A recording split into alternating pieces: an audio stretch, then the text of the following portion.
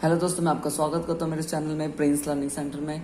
आज हम poem number 2 पढ़ रहे हैं। अगर आपने poem number 1 my mother eight 66 वाली मेरी उस वीडियो को नहीं देखा है तो उसकी लिंक मैं आपको अपने डिस्क्रिप्शन बॉक्स में मैं डाल दूंगा और आप वहाँ से जाकर उसको देख सकते हो। नहीं तो यहाँ पर एक लिंक आ रही होगी, आप उस पर क्लिक कर सकते हो, वहाँ से भी जाकर आप उस वीडियो को देख सकते हो। सो हम स्टार्ट करते हैं आज की जो पोएम है हमारी, an elementary school classroom in a slum by Stephen Spender. और अगर आप 12th क्लास के स्टूडेंट हो तो प्लीज़ इस वीडियो को बिल्कुल भी स्किप ना करें, क्योंकि ये जो मैं नोट्स प्रोवाइड कराने जा रहा हूँ वो इम्पोर्टेंट नोट्स हैं हमारे, जो कि आपके बहुत ज़्यादा हेल्प करने वाले हैं। आपको 95% मार्क्स आप इस नोट्स से स्कोर कर सकते हो। पूरा लिटरेचर पार्ट आप कंप्लीट कर सकते हो, क्योंकि इस बार हमारा सिलेबस में लिटरेचर पार्ट ज़्यादा आने वाला है। इसलिए आपको पता होना चाहिए कि किस वे में एंड कैसे रिप्रेजेंटेशन देनी है, कैसे कैसे आंसर देने हैं पोइम से। जो जो क्वेश्चंस है मैं आपको पूरा सिलेबस 12th क्लास का both the books notes I will provide and most important questions I am going to provide you.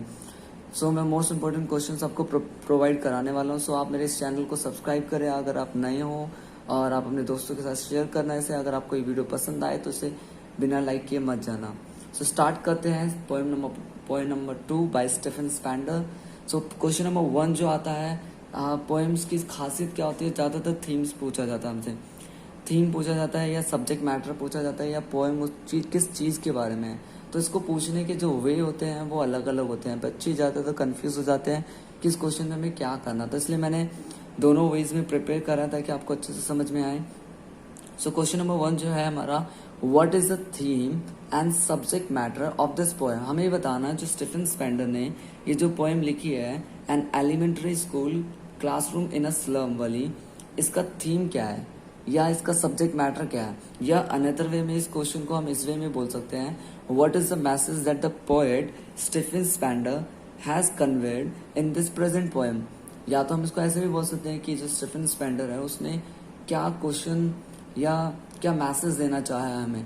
तो वो बोलना चाह रहा है, देखो पोएम की खासियत है आपको इसी वे में लिखना है जिस वे में मैंने आपको क्वेश्चंस राइट आंसर्स दिए हैं, तभी आपको नंबर मिलेंगे। आपको याद रखना छोटी छोटी बातों का, कैपिटल वर्ड्स का, आपको कोमास का, इन्वर्टेड कोमा का हमेशा याद रखना। जब पोएम्स को लिखते हैं तो ऑथर का नाम आपको लिखना जरूरी होता है, और पोएम को हमें इन्वर्टेड कोमा में लिखना है। तो ऐसी चीज़ें लिखने से क्या होता है, आपके मार्क्स बिल्कुल कट नहीं होंगे। अगर ये 3 मार्क्स का क्वेश्चन जब आएगा और जब आप उसे ऐसे ही लिखेंगे तो आपके पूरे नंबर मिलेंगे, आपको कोई भी मार्क कट नहीं होगा। सो हम डिस्कस कर लेते हैं what is the theme of this poem. So in his present poem an elementary school classroom in a slum, the poet Stephen Spender deals with the theme of social injustice and class inequalities. जो Stephen Spender है वो ये बताना चाह रहे हैं कि जो ये स्कूल्स होते हैं स्लम एरियाज में, जैसे कि जो गरीब बच्चे होते हैं उन बच्चों को वो सारी फैसिलिटीज नहीं मिल पाती, उनके साथ सोशल इनजस्टिस हुआ है, मतलब अन्याय हुआ है उनके साथ, उनको वो क्वालिटीज नहीं मिल पाती जो अदर्स बच्चों को मिलती है। और साथ ही साथ पोएट स्टीफन स्पेंडर ने ये भी बताने की कोशिश किया है, वो बोल रहे हैं कि देयर आर 2 डिफरेंट वर्ड्स। वो ये बताने की कोशिश कर रहे हैं there are 2 type of different words, 2 तरह के डिफरेंट वर्ड्स होते हैं। पहला कौन सा है, one of the rich person, मतलब एक ऐसा वर्ल्ड होता है जो जहाँ पर अमीर लोग रहते हैं, and the other of the poor and helpless person. So हमें सब्जेक्ट मैटर इस पोएम में ये समझ में आया कि ये है कि यहाँ पर सोशल इनजस्टिस की बात की गई है एंड क्लास इनक्वालिटीज की बात की गई है। आपको सारा आंसर इसी वे में लिखना है, आप पूरा की पूरा ऐसे ही लिखना है। आपको लर्निंग करना है, इस आंसर को लर्न करना है और आपको इसी वे में लिखना है। इसलिए मैं आपको नोट्स प्रोवाइड करा रहा हूँ, क्योंकि आपके पास 12th क्लास में टाइम बहुत कम होता है।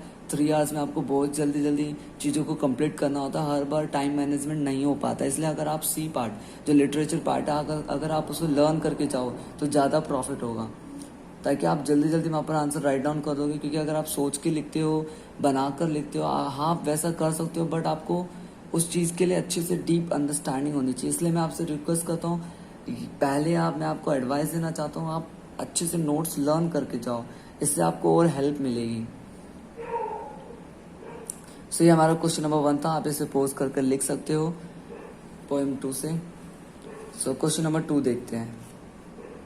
सो क्वेश्चन नंबर 2 में हमें ये बताना है कि with what things does the poet Stephen Spender contrast the lives of the poor and helpless children. हमें ये बताना, जो स्टीफन स्पेंडर पोएट है हमारा, उसने जो ये गरीब बच्चे होते हैं, जो हेल्पलेस चिल्ड्रन है, उनकी लाइफ्स को किन लोगों के साथ कंपैरिजन करा है। सो देख लेते हैं इसका आंसर। सिंपल सा आंसर है, उसने अमीर लोगों के साथ कंपैरिजन करा है। सो आपको इसी वे में आंसर लिखना है जिस वे में मैंने लिखा है।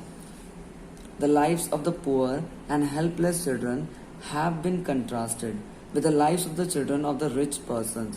The children of poor persons do not have physical, mental, and spiritual development of their personalities, as they do not have even the necessary things of life.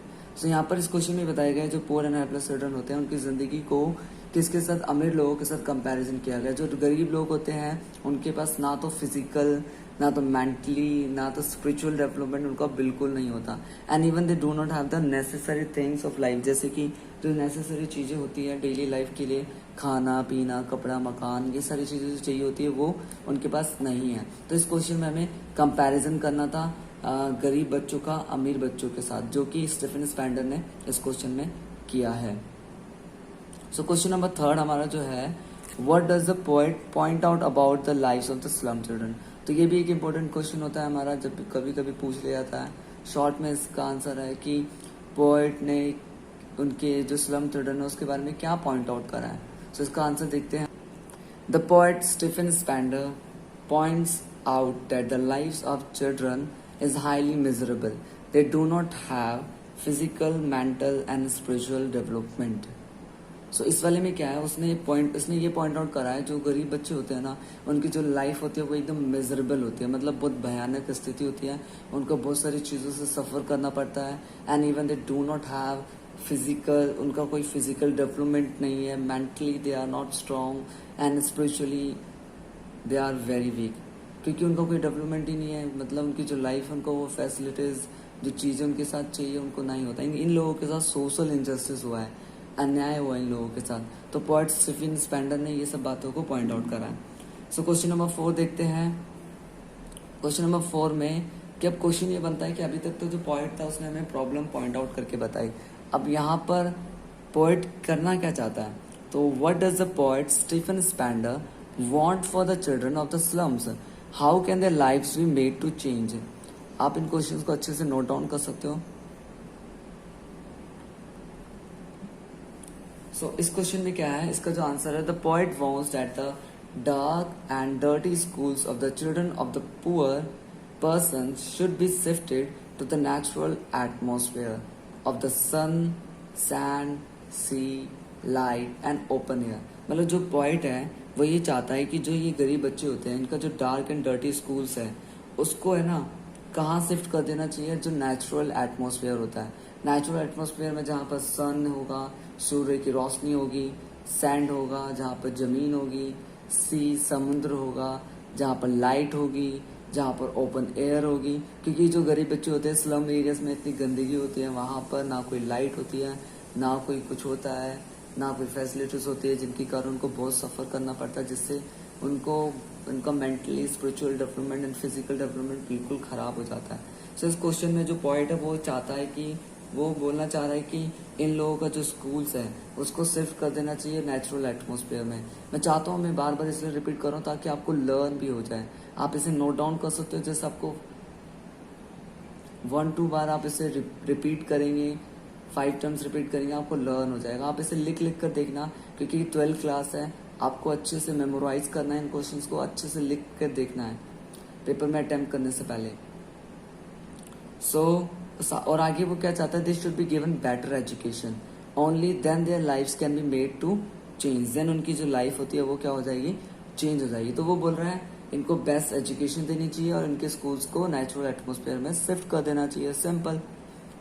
और क्वेश्चन नंबर लास्ट देखते हैं, लास्ट क्वेश्चन देखते हैं इस poem का, question number 5। तो ये भी एक मोस्ट इम्पोर्टेंट क्वेश्चन है, आप इस पर मार्क कर सकते हो कि ये एक इम्पोर्टेंट क्वेश्चन है, हर बार पूछा जाता है पेपर में। यहाँ मैं इम्पोर्टेंट लगा देता हूँ, आप भी नोट डाउन जब करेंगे तो इस पर इम्पोर्टेंट टिक लगा देना। द वर्ड सन, तो पहले क्वेश्चन पढ़ लेते हैं। How far do you agree with the statement that history is there whose language is the sun? हमें बताना है कि ये इस स्टेटमेंट का मतलब समझाना है कि हिस्ट्री उन्हीं लोग, मतलब इतिहास उन्हीं का है, मतलब जिनकी लैंग्वेज क्या है, सन है। तो इस स्टेटमेंट का पूरा मतलब समझाना है। तो देखो, द वर्ड जो सन है हमारा, the word sun, the word sun indicates power, force, warmth, light and freedom. तो ये जो वर्ड है सन, सन क्या दिखाता है? सन हमें ये दिखाता है कि ये पावरफुल है, ये फोर्स है, इसके पास वार्मथ है, लाइट एंड फ्रीडम है। And those who have this qualities of the sun can think and express feeling in order to give new knowledge to the world. I fully agree with the statement that history is whose language is the sun. So हमें ये बताना है कि इस statement का मतलब क्या था। हम ये बताना चाह रहे हैं कि जो सन जो वर्ड है वो इंडिकेट कर रहा है power, warmth, force, light and freedom को इंडिकेट कर रहा है। तो जिन लोगों के पास ये क्वालिटीज होती है वही अपनी बातों को एक्सप्रेस कर पाते हैं। सो मैं इस स्टेटमेंट से हमें भी सहमत होना है कि ये सच बात है कि जो लोग अपनी बातों को लोग तक एक्सप्रेस कर पाते हैं, जिनके पास ये क्वालिटीज होती है, वो ही इतिहास को रच पाते हैं, और जिन लोगों के पास ये लैंग्वेज है। सो आई होप आपको ये स्टेटमेंट समझ में आया होगा। आप इस स्टेटमेंट को लर्न कर सकते हैं। इंपॉर्टेंट स्टेटमेंट है, पेपर में हर बार पूछा जाता है। सो ये हमारा वीडियो नंबर 2 था। अगर आपको ये वीडियो पसंद आई है तो अपने स्कूल के दोस्तों के साथ शेयर करें, अगर आप 12th क्लास के स्टूडेंट हो तो। So and don't forget to subscribe my channel, ताकि मैं आपको ऐसी ही वीडियोज़ लाता रहूँ आपके लिए। And we will meet soon in the next video. Thank you.